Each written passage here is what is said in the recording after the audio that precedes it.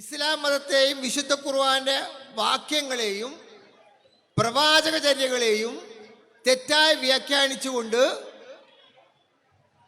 ഇതര ജനവിഭാഗങ്ങൾക്കിടയിൽ ഭീതി പരത്തി അവർ വിശ്വസിക്കുന്ന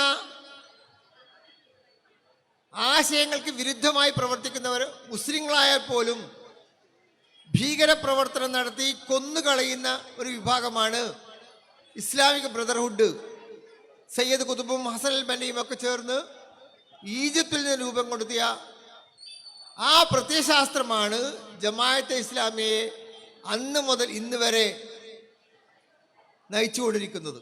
ഇന്ന് LDF-ൽ നിന്നും പിരിഞ്ഞ് LDF നേതാക്കൾ അധിക്ഷേപിച്ച് LDF-ൽ നിന്ന് തെറ്റിപ്പിരിഞ്ഞു പോയ PV അൻവറിനെ UDF-ന്റെ ഘടകകക്ഷിയോ അസോസിയേറ്റ് മെമ്പറാക്കാനോ VD സതീശൻ കൂടുതൽ കഴിയുന്നില്ല.